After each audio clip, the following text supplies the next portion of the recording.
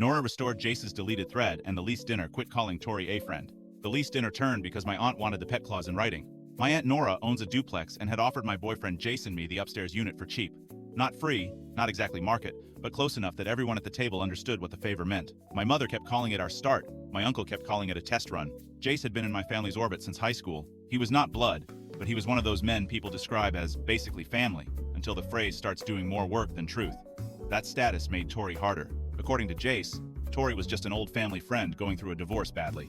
She needed rides, somebody to talk her off the ledge when her ex got ugly. Every time I said it felt like Tori got the boyfriend version of him while I got the edited explanation later, he told me I was sexualizing pity. I tried to be fair. I also noticed patterns.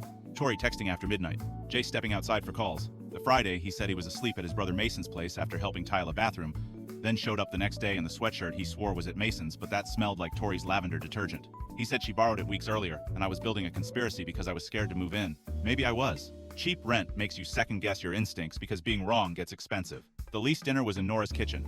Papers clipped, lasagna on the counter, everyone acting like stability could be signed into existence. Jace had emailed Nora a list of utilities and pet details earlier that day. But when she opened the message chain on her laptop, the line about dog weight limits was missing. Jace said he must have deleted the wrong thread while clearing space. Nora said she could restore it from his phone in 2 seconds if he handed it over. He did. That was his mistake. Nora opened messages, went to recently deleted, and said, "There are 6 from Tori. Which one is the landlord?" Jace stood up too fast and said he'd just resend the info. My mother laughed like everyone was getting dramatic over paperwork. Nora tapped the newest deleted thread anyway. The first restored message came back on screen. "Tori, next time, don't tell her you're at Mason's if you're just going to fall asleep here again." Nobody moved. Then the second line restored under it. "Jace, I know. I just needed one quiet night without her family housing timeline hanging over me."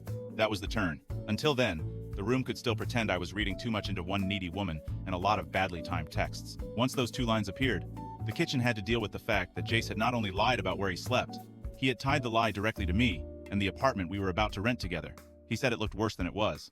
He said Tori had a breakdown after mediation. He stayed on her couch, and fall asleep here again was her manipulative way of making one exhausted mistake sound ongoing. Maybe that part was true. Maybe there was no sex, only a level of private comfort that should have scared me sooner. What nobody in that kitchen could argue with was that he hid the overnight, blamed my housing timeline for the lie, and still expected my family to hand him keys. I asked one question. If Tori is just someone you rescue, why does she talk like my absence is part of the arrangement? He still didn't answer fast enough. My uncle took the Lease packet off the table. My mother stopped calling the place our start. Nora locked Jace's phone and set it beside his water glass instead of back in his hand. Jace kept saying nothing physical happened and everyone was turning one bad message into a verdict. Maybe they were. It still cost him the apartment. By the time I walked him to the driveway, nobody in my family was debating whether Tori needed help. They were debating how many times Mason's place had really meant hers.